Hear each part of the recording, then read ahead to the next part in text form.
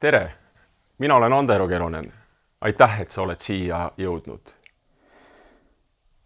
Olen oma 44 aasta jooksul aru saanud sellest, et inimene pole loodud iseennast nägema. Me vajame kedagi teist, kes siis oleks peegel või siis vajame teist peeglit, et näha iseennast.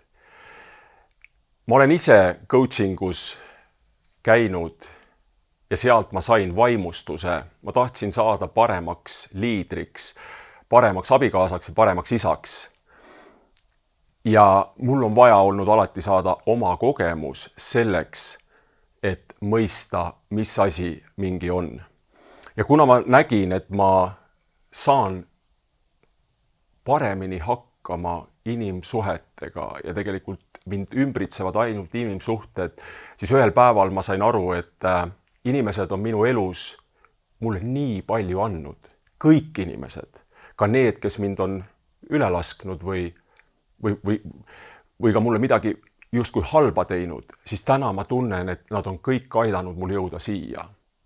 Ja täna ma tahan teenida inimesi enda ümber, oma peret, oma abikaasat, oma lapsi, oma kolleege, oma kliente.